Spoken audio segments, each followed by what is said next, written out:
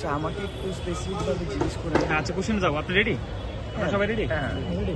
আচ্ছা, পহেলা বৈশাখ উপলক্ষে আসলে এইবারে কি কি আয়োজন আছে এবং ব্যতিক্রমী কোনো কিছু আছে কিনা? আচ্ছা, পয়লা বৈশাখের জন্য বিগত বছরগুলোর মতোই এবছরও আমাদের ছোট ছোট পাখি হইতেছে, মাস্ক হইতেছে, বাঘ, পেঁচা, রাজা রানীর মুখোশ হইতেছে। তারপরে বড় বড় মোটিভসগুলো যেগুলো হয়, যেগুলো আসলে মূল আকর্ষণ, শোভাযাত্রার মূল আকর্ষণ, সেগুলো হইতেছে।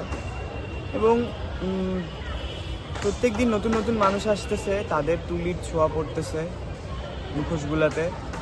তো খুব স্বাভাবিকভাবেই সেগুলো আসলে নতুন নতুন চেহারা নিচ্ছে।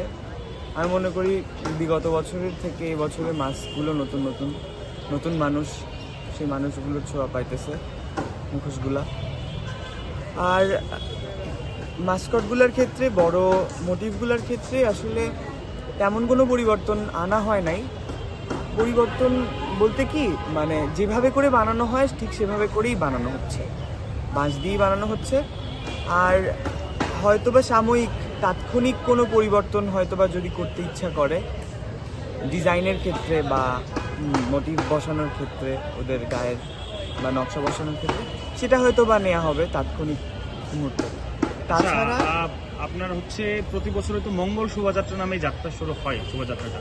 তো এবছর আসলে নাম পরিবর্তন করা হয়েছে, এই বিষয়টাকে আসলে কিভাবে দেখছেন আপনারা? আচ্ছা, প্রথমেই বলি যে আসলে নাম পরিবর্তনের জন্য অনুষ্ঠান আয়োজনে বা আমাদের শোভাযাত্রা আয়োজনের বা এই পুরো অনুষ্ঠানটা আয়োজনের আসলে কোনো পরিবর্তন আসে নাই, ঠিক আছে? এটা আমাদের একান্তই আমাদের প্রতিষ্ঠানের প্রোগ্রাম, আমাদের প্রতিষ্ঠানের অনুষ্ঠান।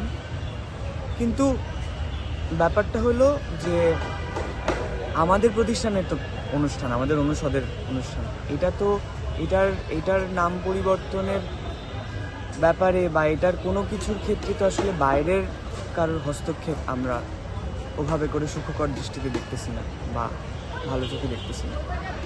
তো এটাই আর কি। তাছাড়া আমাদের অনুষ্ঠান আয়োজনে কোনো পরিবর্তন লক্ষ্য করা যাচ্ছে না আর কি। Thank you.